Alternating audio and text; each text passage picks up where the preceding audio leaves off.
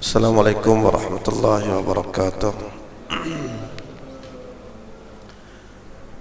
Alhamdulillahilladzi hadana li hadza wa ma kunna linahtadiya laula an hadana Allah. Nahmaduhu wa nasta'inuhu wa nastaghfiruh wa na'udzu billahi min shururi anfusina wa min sayyiati a'malina.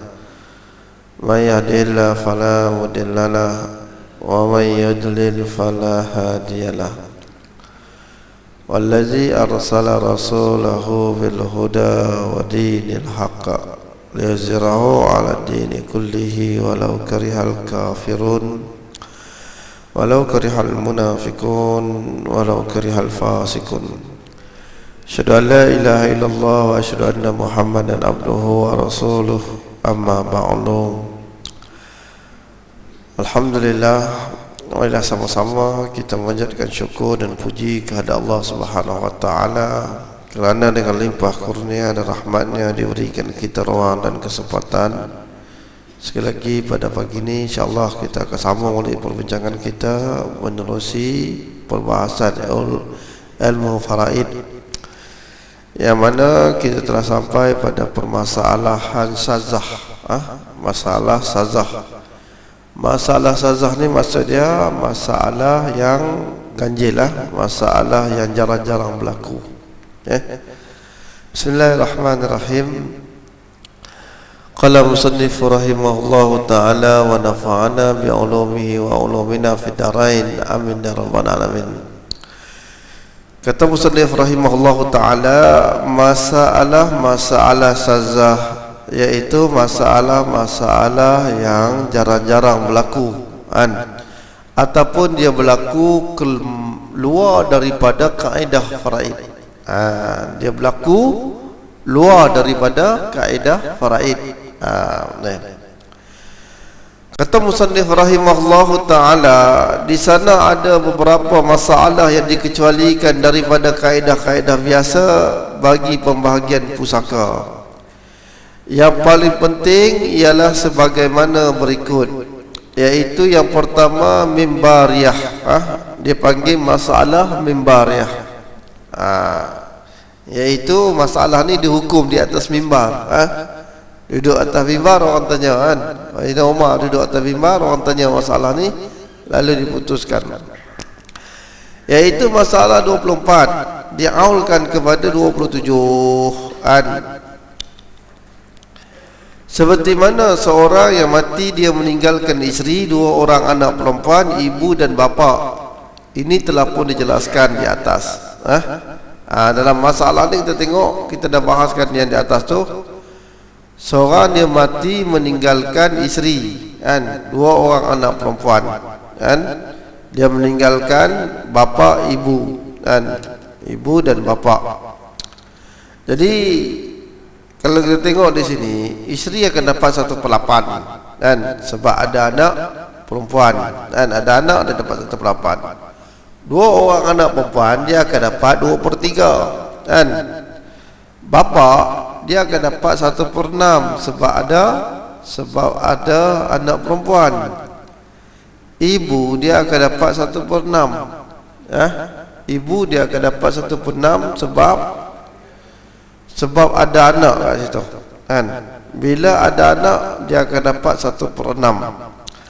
Jadi masalah yang berlaku di sini iaitu masalah dia 24, sebab kita ambil dia ada di sana tabayun 8 dengan 3. 8 dengan 3 tabayun. Maksud tabayun ni bertentangan.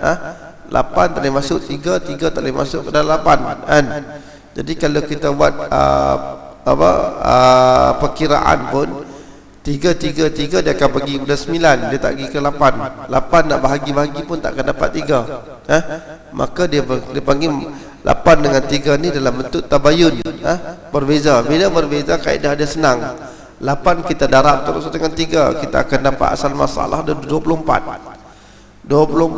Bila dapat asal masalah ada 24, maka isteri akan dapat 3 bahagian daripada 24, iaitu 1/8 daripada 24, 3.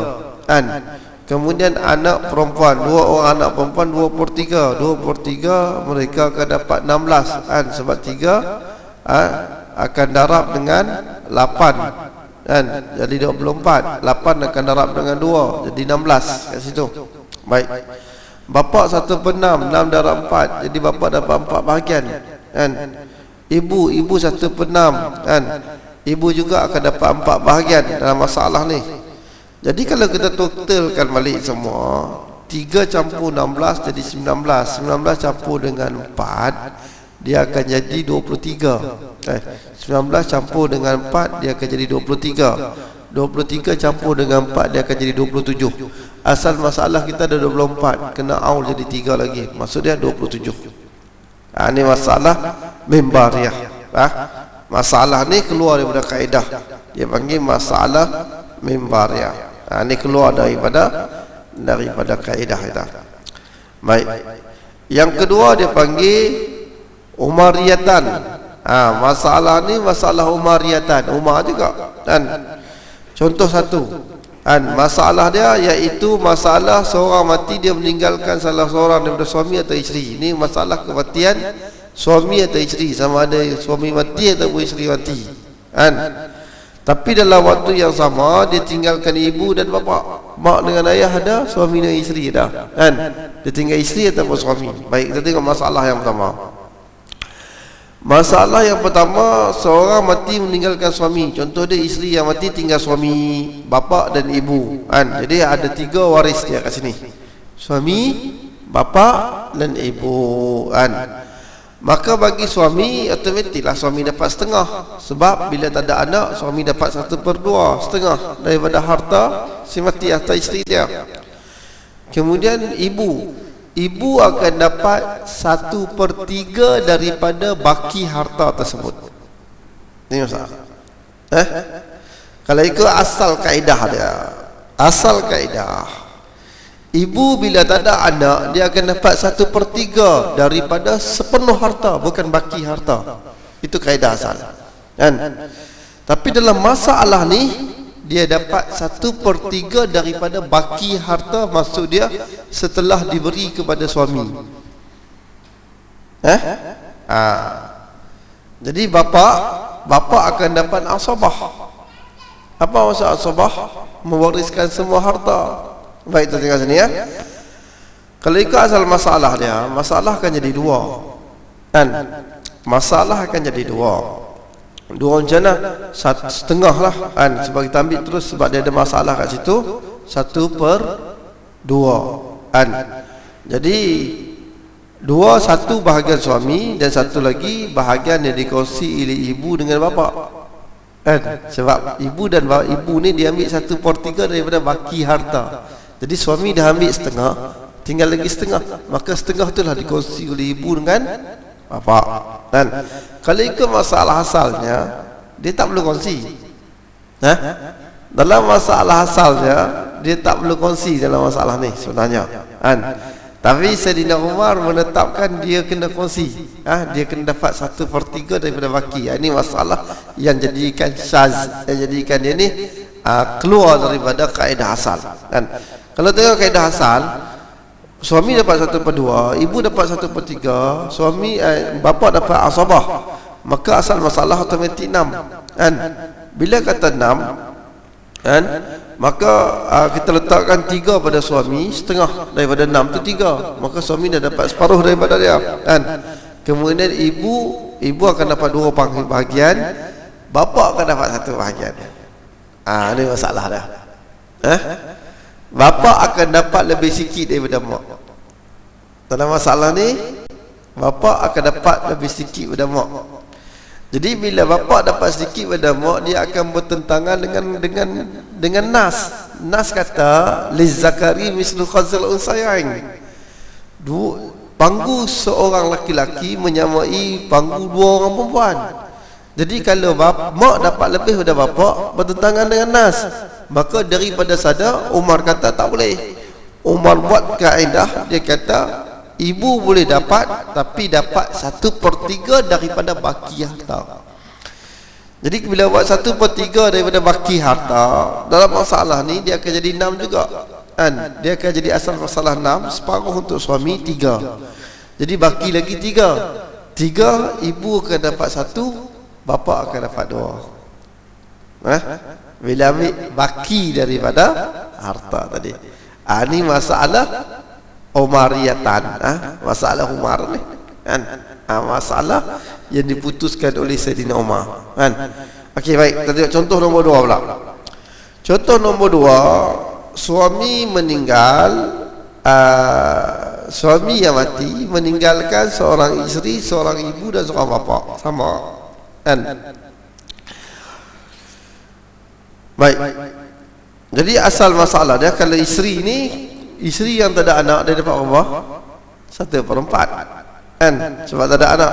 Kalau ada anak 1/8, kalau tak ada anak 1/4. Ingat tu, ibu 1/3 kan, bapa asabah lah, tak ada anak.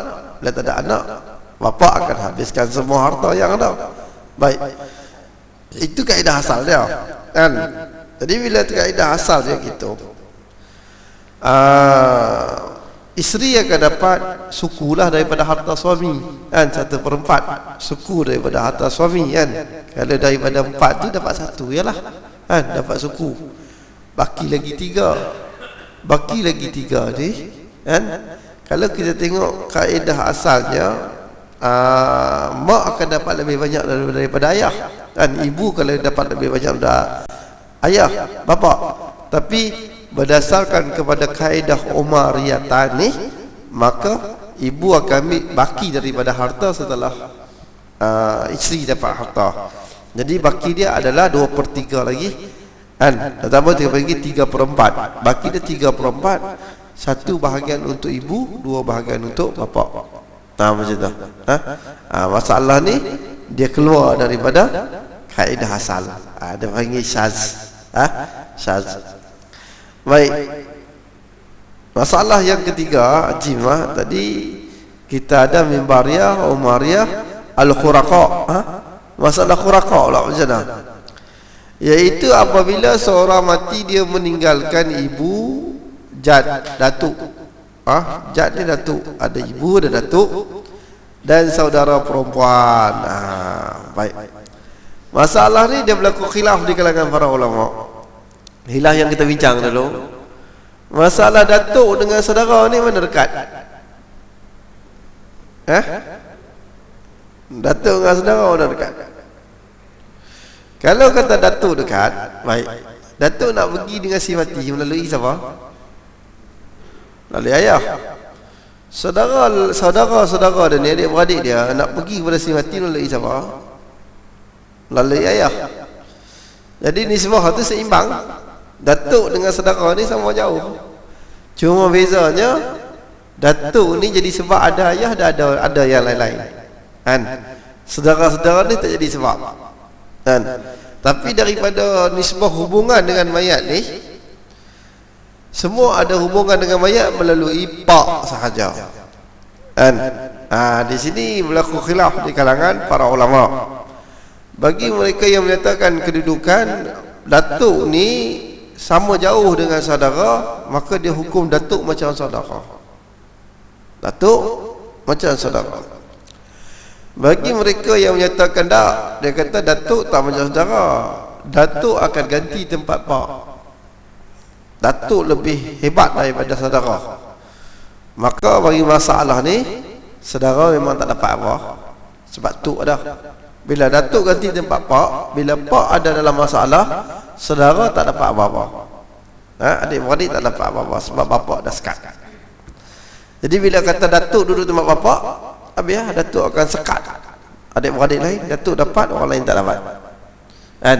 Tapi dalam masalah ni kita tengok Zaid bin Sabit, afradukum Zaid bin Sabit. Nabi kata orang yang paling mahir dalam ilmu faraid ialah Zaid bin Sabit. Ni Imam Syafi'i dia nakalkan daripada Zaid bin Sabit. Malik dan Imam Syafi'i dan Ahmad dan mereka berpendapat untuk ibu 1/3 kan, manakala baki lagi itu dibahagikan antara datuk dan saudara perempuan menurut kaedah zakari mislu qazl unsayain. Bagi orang laki-laki dapat 2 panggung perempuan. Sah kan? Jadi maksudnya datuk dengan saudara perempuan tadi ni dia sama taraf. Bila sama taraf bahagian dia sama Cumanya perbezaannya lizakari mislu khuzzatil unsayain. Jadi kalau kita tengok masalah yang diputuskan oleh Zaid bin Sabit, Imam Malik, Imam Syafi'i dan Imam Ahmad bin Hanbal, ini dikatakan daripada jamhur ulama bahwasanya bagi ibu 1/3 daripada harta. Okey, baik. Kemudian datuk laki-laki dengan saudara perempuan akan kongsi bahagian yang baki tadi. 2/3 tadi kongsi datuk dengan saudara perempuan. Jadi kita boleh buat asal masalah dia 9, 3 untuk ibu, 4 untuk datuk, 2 untuk saudara perempuan. Selesai. Itu mengikut kaedah Syafi'i. Dipanggil khuraqa. Baik. Mazhab lain pula. Mazhab Ali bin Abi Talib. Mazhab Ali bin Abi Talib. Tadi Zaid bin Sabit kan? Ni mazhab Ali bin Abi Talib. Dia kata apa? Bagi ibu dapat setengah, saudara perempuan dapat 1/2, kan? Manakala datuk pula mendapat 1/6. Ini mengikut mazhab Ali. Jadi dia berdasarkan pada kaedah, kan? Dia kata mak dapat 1/3, ibu dapat 1/3, kan?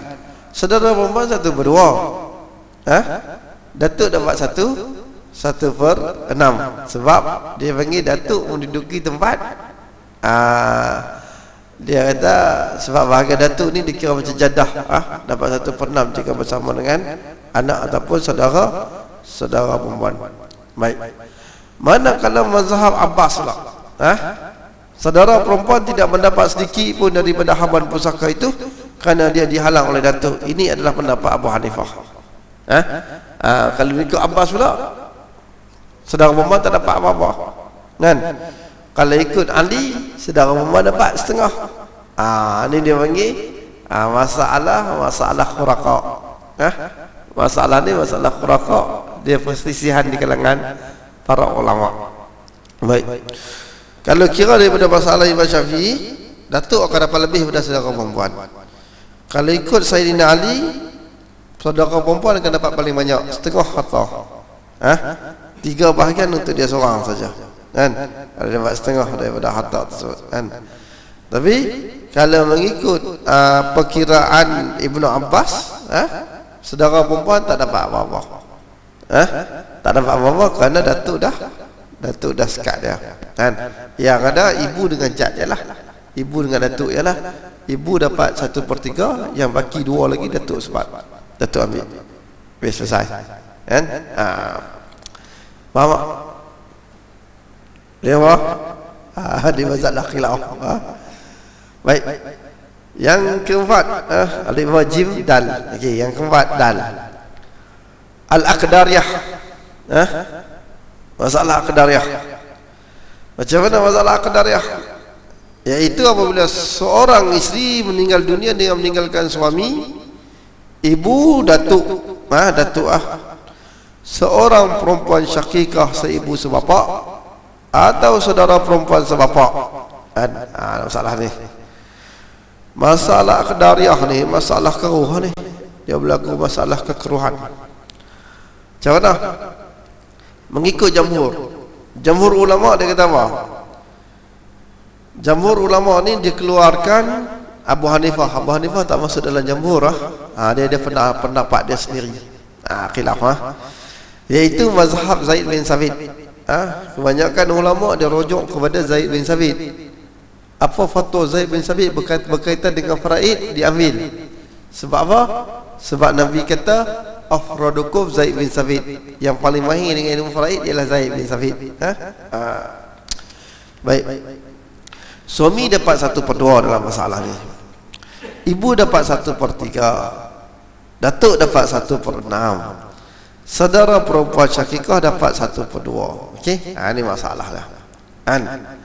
Jadi masalah ni dia akan jadi masalah yang sama juga macam masalah yang kita sebut tadi. Masalah khuraqa. Sebab ada jahad. Masalah ada datuk tu. Datuk tu jadi khilaf. Kedudukan datuk tu, kata setengah pendapat datuk macam bapa. Itu Abu Hanifah. Selesai. Yang pendapat lain kata datuk bukan bapa. Datuk lah. pangkat dia, kedudukan dia dengan mayat sama jauh dengan saudara dia. Maka di sini dah yang mana Zaid bin Sabit memutuskan bahawasanya kedudukan datuk sama dengan kedudukan saudara-saudara yang lain, iaitu adik-beradik sama. Bila kedudukan sama, maka mereka kedua-dua bila ada dalam waris berhak dapat.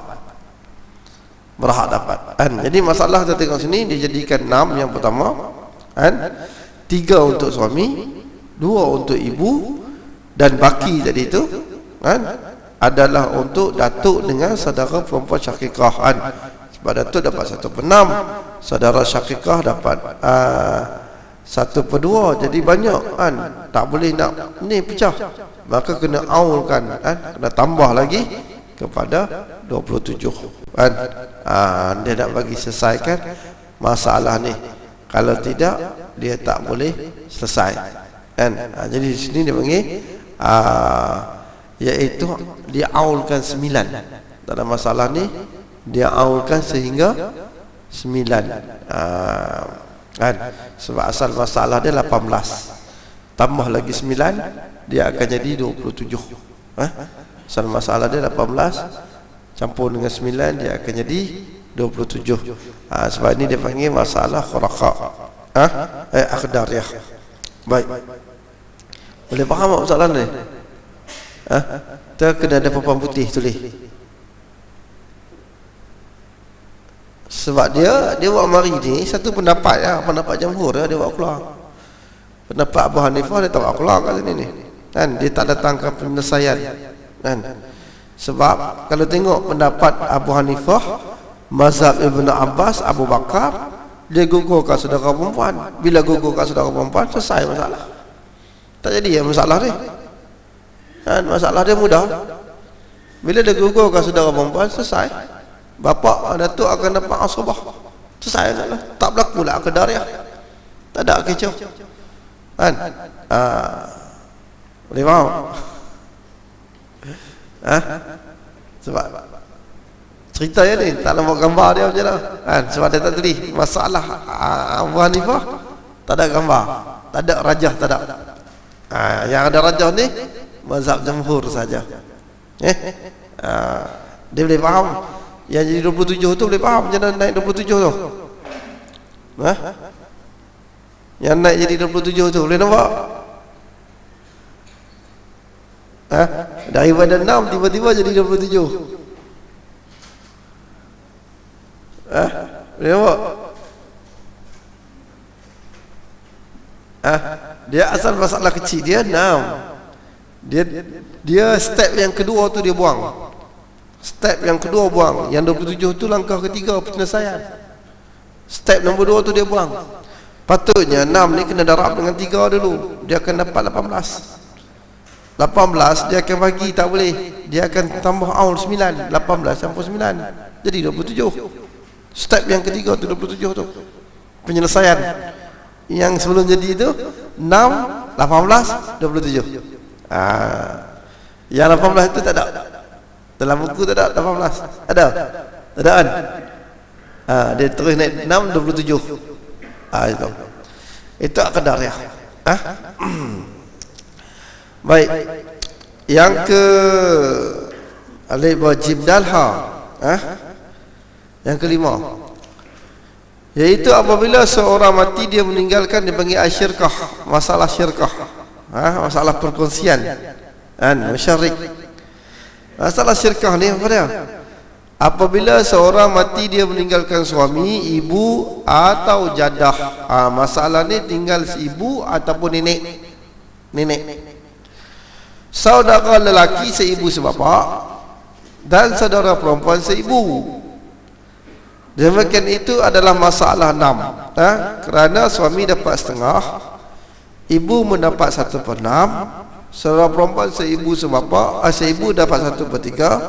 Manakala saudara lelaki seibu sebapa mendapat asabah.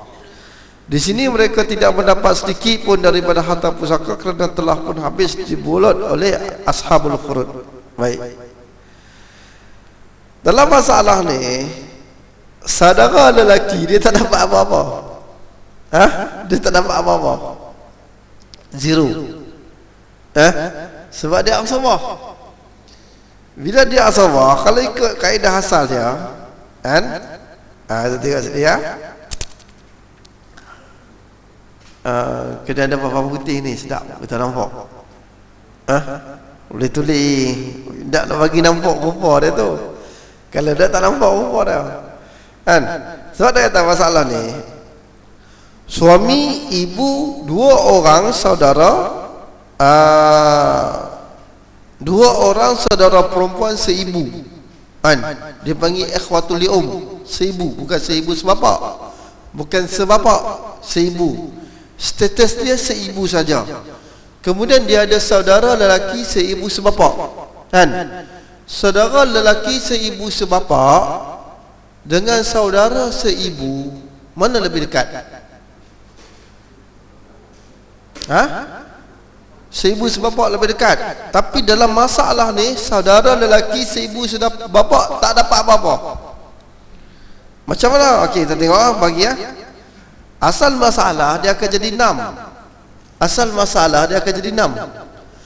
Jadi bahagian suami setengah, 3 lah kat suami, habis setengah dia ambil. Ibu dia 1/6. 1/6 dia dapat 1 ya, kan? Dua orang saudara seibu sebapak dia dapat 1/3. 1/3 dia dapat 2. Jadi kalau kita kira, kan, 2, kan, campur dengan 3, campur dengan 1, dan jumlah dia 6. Tak ada baki dah. Jadi saudara seibu, saudara lelaki seibu sebapak tak dapat apa-apa, kan? Jadi masalah dia pelik. Kita buat pelik. Kau mana orang jauh dapat, orang dekat tak dapat ni? Ini masalah dia, kan? Maka untuk menyelesaikan masalah ni, maka berlakulah kaedah yang dipanggil syirkah. Kaedah syirkah ni yang mana diambil bahagian saudara perempuan seibu sebapak dibahagikan bersama dengan saudara lelaki seibu sebapak, dan saudara perempuan seibu saja dibahagikan kepada saudara lelaki seibu sebapak. Baik, kita tengok. Menurut kaedah penerima asabah, apabila harta pusaka itu telah dibolot oleh ashabul furud, dia tidak mendapat sedikit pun. Ini adalah pendapat Abu Hanifah dan Ahmad. Kalau mengikut pendapat Abu Hanifah dan Ahmad, masalah tu tak jadi masalah. Jadi walaupun dia tu saudara seibu sebapak yang dekat dengan waris, dengan si mati, tapi mengikut kaedah faraid, dia tak dapat apa-apa. Manakala menurut pendapat Malikiyah, iaitu ulama-ulama Maliki, Syafi'iyah dan ulama-ulama Syafi'i, dengan berpandukan kepada pendapat Sayyidina Umar, Osman dan Zaid, dia rujuk kepada Osman, Umar dan Zaid bin Sabit. Mereka memperkongsikan habuan antara saudara perempuan seibu dengan saudara lelaki seibu sebapak. Jadi untuk suami setengah, untuk ibu 1/6, dan dibahagikan yang baki lagi antara saudara lelaki seibu sebapak dengan saudara perempuan seibu dengan kadar sama rata, sama ada lelaki ataupun perempuan. Jadi dia jadikan masalah saudara lelaki syaqiqah ini seibu sebapak sebagai ikhwatul li'um, saudara seibu saja, kan? Macam mana dia kata? Elok juga dia beritahu di sini sesungguhnya masalah musyarakah yang berlaku pada masa sahabat radhiyallahu anhum ialah ibu bukan nenek. Tetapi kita telah bermaklum bahawa nenek itu seperti ibu juga tentang hukumannya pada masalah ini. Contoh, isteri mati, dia meninggalkan seorang ibu, suami, ibu, dua orang saudara perempuan seibu dan seorang lelaki seibu sebapak. Habuan untuk suami setengah, untuk ibu 1/6, untuk dua orang saudara perempuan seibu 1/3 yang berkongsi dengan saudara lelaki seibu sebapak, yang diambil mereka itu semuanya adalah sama. Jadi penyelesaiannya adalah seperti berikut. Nah, kita tengok bawah ni. Jadi asal dia jadi aul lah, aul dia dua lah. Kat situ kan. Sebab dia nak bagi samakan bahagian lelaki seibu sebapa tadi. Jadi asal masalah dia ialah 18 ada aul kan. Jadi 9 bahagian untuk suami, setengah 1/6 daripada 18 3 dapat pada ibu kan. Jadi 1/3 yang baki dikongsi ada 6 lagi, maka dikongsi oleh 2 orang saudara perempuan seibu sebapa, seibu dengan saudara lelaki seibu sebapa. Jadi 4 pada saudara perempuan seibu, 2 bahagian saudara lelaki seibu sebapa. Nampak? Boleh faham tak? Faham? InsyaAllah. Pelan-pelan. Baik. Sebab dinamakan masalah ini dengan musyarakah, masalah musyarakah ataupun mustarikah, ialah kerana perkongsian saudara lelaki seibu sebapa dengan saudara perempuan seibu. Maka jadilah saudara lelaki seibu sebapa yang mendapat asbah itu menerima pusaka berserta dengan ashabul furud, menerima habuan tetap yang membolot semua tarikah, iaitu harta pusaka peninggalan si mati. Baik, ada soalan? Setakat ni lah. Boleh faham? Dia masalah syazah yang ni, masalah yang bercanggah dengan kaedah. Dia masalah yang jarang berlaku, dan bila dia berlaku dia bercanggah dengan kaedah, maka dia panggil masalah syazah. Kena ingat tu, dia ada berapa masalah tu? 6 Dia panggil mimbariyah, umariyatan, al-khuraqa, al-aqdariyah, asyirkah 5. 5 masalah ni. 5 masalah ni yang dipanggil sebagai masalah syazah. Dia ada lagi yang lain, tapi yang tersebut ni, inilah yang utama, yang besar sekali. Sebab dia memang secara terang-terang bercanggah dengan kaedah asal. Bercanggah sebab apa? Kadang-kadang yang rapat tak dapat, yang jauh dapat. Kadang-kadang masalah khilaf terhadap datuk tadi tu. Datuk ni setengah kata dia sama dengan saudara, setengah kata dia lain, dia macam bapak. Itu beza. Baik. Kalau tidak soalan, kita tengok masalah janin pula. Masalah janin dalam perut. Masalah janin, kemudian kita pergi masalah mafkudah. Lepas tu di sini dia tak sebut pula masalah satu lagi, dia panggil masalah khunsa. Masalah khunsa kena ada juga. Khunsa ni laki dia, perempuan dah. Satu orang yang tak tahu status dia laki ke perempuan. Contoh dia, lahir anak ada dua-dua kemaluan, laki dia, perempuan dah. Nak hukum laki ke perempuan ni tak tahu ni. Ada masalah. Dia panggil masalah khunsa. Ada juga yang dipanggil sebagai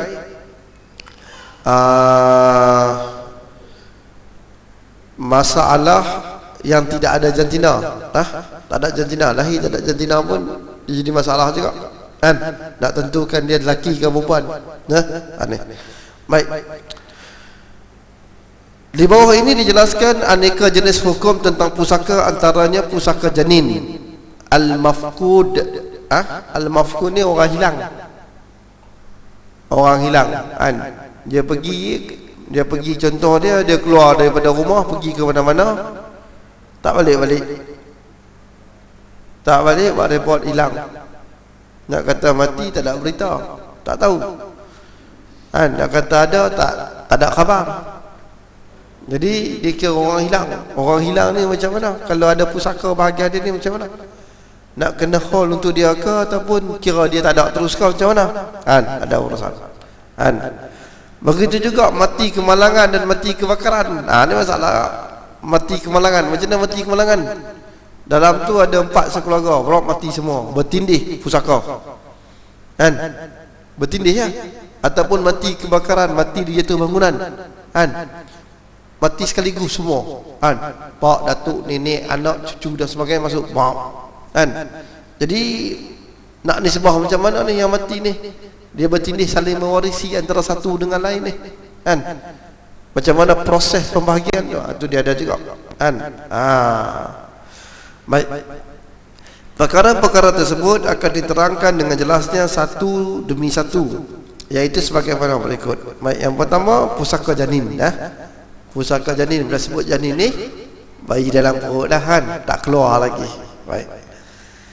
Janin itu ialah anak yang masih dalam kandungan ibunya. Janin dapat menerima pusaka dengan ditangguhkan habuan yang tertentu pada pendapat jamhur ulama selain daripada Malikiyah dengan dua syarat. Baik. Janin ni ada khilaf di kalangan ulama. Bagi jamhur kata janin boleh terima pusaka. Malikiyah ni, ulama Maliki kata janin tak terima pusaka. Jamhur kata janin terima pusaka tapi bukan mutlak, tak. Dengan dua syarat. Syarat yang pertama, yakin janin itu hidup semasa berlakunya kematian mewaris. Jadi waktu yang meninggal tu mati, janin dalam perut mesti kena pasti dia hidup. Dia kena, iaitu dengan dilahirkan dalam tempoh masa yang boleh diyakini padanya, ataupun secara zon ghalib wujudnya janin itu dalam kandungan ibunya semasa berlaku kematian itu. Masa itu ia masih mengandung, kan? Itu yang pertamalah, kan? Jadi tahakku ayah hayat, dia panggil tahakul hayat. Janin ni kena pasti dia hidup, kan? Dalam kandungan tadi tu kena pasti dia hidup lah. Tak nak kita kata muaras dia mati, kan? Mati, tengok-tengok janin pun mati, tak tahu siapa mati dulu, kan? Jadi masalah ni janin tak boleh waris. Janin tak boleh waris sebab tak pasti kehidupan dia tu. Kehidupan tu ada dua jalan. Yang pertama tahakku, lahir nampak hidup. Yang kedua zon, ada nampak gerakan dalam perut, hidup. Yang kedua, didapati janin itu hidup semasa kelahirannya walaupun mati selepas beberapa detik. Dia hidup sekejap lepas tu mati, kira dia dapat pusaka, iaitu dengan dilahirkan semuanya dalam keadaan hidup, kerana keahlian untuk memiliki sesuatu itu tidak tercapai kecuali dengan sempurna ada. Ini adalah pendapat jamhur ulama selain dari Hanafiyah. Adapun Hanafiyah, maka sabit hidupnya janin itu dengan keluar lebih dari separuh dalam keadaan hidup, kerana lebih dari separuh itu adalah dikira hukum semuanya. Baik. Jadi penentuan hidup janin ni, yang kata hidup zahir, hidup luar ni, hidup atas dunia ni, khilaf ulama juga. Bagi pendapat Syafi'i dan jamhur ulama, dia kata baby dalam perut ni yang dikatakan hidup tu bila dia keluar habis, dia keluar sempurna lah.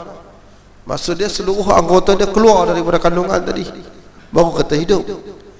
Abu Hanifah kata tak, dia keluar sampai sekat kaki pun, kalau nampak dia hidup, kira hidup dah, walaupun tak habis keluar. Ada baki separuh lagi duduk dalam perut, separuh dah keluar lah, hidup lah. Itu pendapat Abu Hanifah. Syafi'i dan jamhur ulama kata tak boleh. Syarat dan kata hidup mesti keluar semua. Kalau separuh-separuh tak boleh. Baik. Para fuqaha berselisih pendapat tentang had maksima tempoh masa mengandung bagi wanita. Berkata qaul masyhur mazhab Malikiyah, paling lama tempoh masa mengandung ialah 5 tahun. Ini pendapat Malikiyah. Dia kata perempuan mengandung paling lama 5 tahun. Ada 5 tahun ni pelik, 5 tahun ni kita tak jumpa lagi, kan? Tak tahu pakar perubatan kata macam mana, kan? Syafi'iyah dan Hanabalah Dan Imam Syafi'i dan Imam Ahmad berpendapat 4 tahun. 4 tahun paling lama. Imam Malik ni dia berpendapat 5 tahun sebab jirannya mengandung 5 tahun. Seorang perempuan jiran ini mengandung 5 tahun, baru lahirkan anak. 5 tahun mengandung. Jadi masalah tu berlaku pada seorang lah.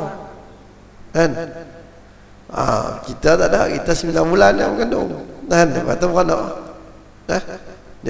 Dia paling lama tu 5 tahun. Tak ada lebih dari 5 tahun. Sebab tu berlaku pada jiran dia. Manakala Syafi'iyah dan Hanabalah ni, bagi Imam Syafi'i dan Imam Malik, Imam Ahmad bin Hanbal ni 4 tahun. Kan? Manakala Hanafiyah pula berpendapat 2 tahun. Kan? Manakala mazhab Zahiri, Abu Daud Az-Zahiri ni mazhab perubatan lah, ahli perubatan. Kan? Dia kata apa? 9 bulan ya.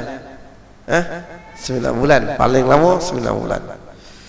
Sementara Muhammad bin Hakam Al-Maliki pula berpendapat tempoh masa mengandung yang paling lama ialah setahun qamariyah. Paling lama dia kata 1 tahun. Tahun tu bukan syamsiah, bukan matahari, qamariyah. Kita pakai 2, satu syamsi, satu qamari.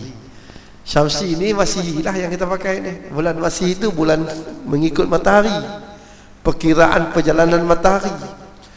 Adapun bulan qamari ni ikut bulan. Kita pakai bulan hijrah, bulan. Beza tu. Baik, tempoh masa manakala sekurang-kurang tempoh masa mengandung pula ialah 6 bulan menurut pendapat jamhur ulama. Ni kata dalam tempoh kandungan lah. Kan? Belajar pula bab kandungan. Sebab apa? Nak tentukan janin dalam perut. Jadi maksimum kepada kandungan ni menurut mazhab Maliki 5 tahun. Menurut Imam Syafi'i dan Imam Ahmad 4 tahun. Menurut Imam Abu Hanifah 2 tahun. Menurut Daud Az-Zahiri 9 bulan.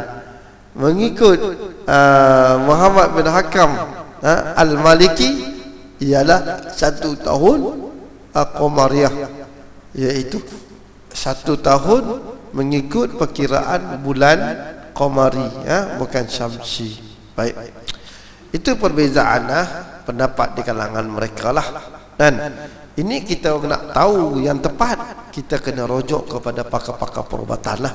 Dan ahli-ahli perubatan yang ada pada masa kini, dan daripada nisbah ni dia ambil kira paling lama ni bukan pada semua orang dah. Kes tu pernah berlaku ke tak pernah berlaku? Kalau pernah berlaku, itu kena panggil maksima. Kalau ada kes lain, dia berulang benda yang sama. Dia tengok kes ni pernah berlaku ke tak pernah. Jadi bagi kes Imam Malik ni pernah berlaku lah. Jiran dia kata, dan 5 tahun mengandung. Kan? Lama jiran dia tu bawa anak dalam perut 5 tahun, bawa anak saja. Imam Syafi'i pun dia riwayatkan ibu dia mengandungkan dia 2 tahun. 2 tahun dalam perut. Dalam perut tua dah, keluar tua. Dalam perut saja 2 tahun. Baik, sesungguhnya pembahagian pusaka itu tidak perlu tunggu kelahiran janin itu, dan hendaklah diadakan pemegang amanah dari kalangan pewaris untuk mengelak dari berlakunya kehilangan hak janin. InsyaAllah kita akan sambung kupasan yang berkaitan dengan hal janin ni pada pengisian yang akan datang. Jadi sebelum saya tangguh ni, saya bukalah soalan kalau ada nak bertanya.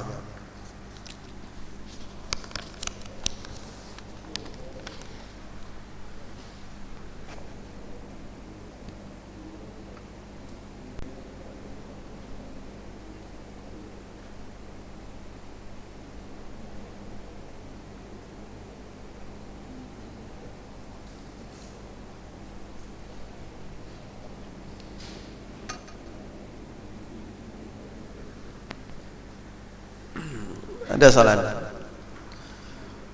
Ada salah? Tak ada salah yang tertangguh dengan tasbih kafarah dan salat subhanakallah wa la ilaha illa anta astaghfiruka wa atubu ilaik. Bismillahirrahmanirrahim. Wal 'asri innal insana lafi khusr illa allazina amanu wa 'amilus salihati wa tawasaw bil haqqi wa tawasaw bis sabr. A'udzu billahi minasyaitonir rajim. Bismillahirrahmanirrahim. Walhamdulillahi rabbil alamin wassalatu wassalamu ala asyrafil anbiya'i wal mursalin wa ala alihi washabbihi ajmain. Allahumma 'allimna ma yanfa'una wa anfa'na bima 'allamtana warzuqna ilman min ladunka ya arhamar rahimin. Allahumma arina haqqa haqqa warzuqna ittiba'ahu wa arina batilan batilan warzuqna ijtinabah. Wa sallallahu ala sayyidina Muhammad wa ala alihi wa sahbihi wasallam. Alhamdulillahi rabbil alamin. Taqabbalallahu minkum.